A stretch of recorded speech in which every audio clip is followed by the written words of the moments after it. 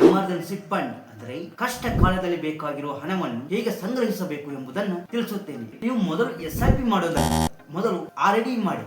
ಏನಿದು RD?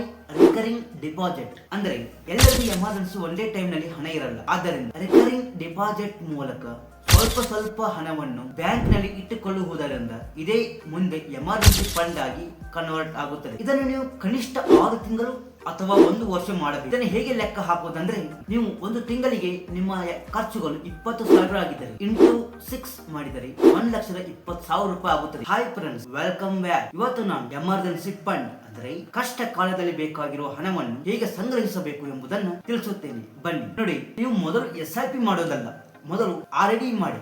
ಏನಿದು RD?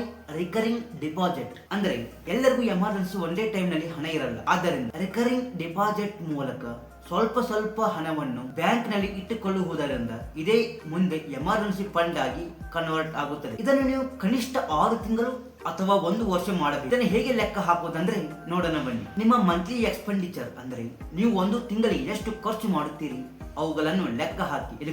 Including loan, EMI ಮತ್ತು ಸ್ಕೂಲ್ ಫೀಸ್, ಪ್ರತಿ ಮಂತ್ ಎಷ್ಟು ಅಮೌಂಟ್ ಆಗುತ್ತೆ ಅದನ್ನೆಲ್ಲವನ್ನು ಲೆಕ್ಕ ಹಾಕಿ ಅದನ್ನು ಇಂಟು 6 or 12 ಮಾಡಿ. ಅದು ಕಷ್ಟ ಕಾಲದ ಹಣವಾಗಿ ಕನ್ವರ್ಟ್ ಆಗುತ್ತದೆ. ಉದಾಹರಣೆಗೆ ನೀವು ಒಂದು ತಿಂಗಳಿಗೆ ನಿಮ್ಮ ಖರ್ಚುಗಳು 20,000 ಆಗಿದ್ದರೆ ಇಂಟು 6 ಮಾಡಿದರೆ 1,20,000 ರೂಪಾಯಿ ಆಗುತ್ತದೆ. 1,20,000 ರೂಪಾಯಿ ಒಮ್ಮೆಲೆ ಡಿಪಾಸಿಟ್ ಮಾಡಲು ಆಗುವುದಿಲ್ಲ. ಆದ್ದರಿಂದ ನೀವು RD ಮುಖಾಂತರ ಪ್ರತಿ ತಿಂಗಳು ಸ್ವಲ್ಪ ಅಮೌಂಟ್ ಅನ್ನು ಹಾಕಬಹುದು. ನಂತರ ನೀವು SIP ಮಾಡಿ. ಇದರಿಂದ ನೀವು ಹೂಡಿಕೆ ಮಾಡಿದ ಹಣ ಅಷ್ಟು ಈಸಿಯಾಗಿ ಸೆಲ್ ಮಾಡುವುದಿಲ್ಲ. ಇದರಿಂದ ಪ್ರಾಫಿಟ್ ಆಗುವ ಚಾನ್ಸ್ ಹೆಚ್ಚಿರುತ್ತದೆ. Thank you so much for watching. ಈ ವಿಡಿಯೋ ಕೇವಲ ಎಜುಕೇಶನ್ ಪರ್ಪಸ್ ಓನ್ಲಿ. ಇದು ಇನ್ವೆಸ್ಟ್ಮೆಂಟ್ ಸರಿಯಲ್ಲ. ಟಿಪ್ಸ್ ಮೇಲೆ ಡಿಪೆಂಡ್ ಆಗಬೇಡಿ. ನಿಮ್ಮದೇ ಅನಲೈಸ್ ಮಾಡಿ.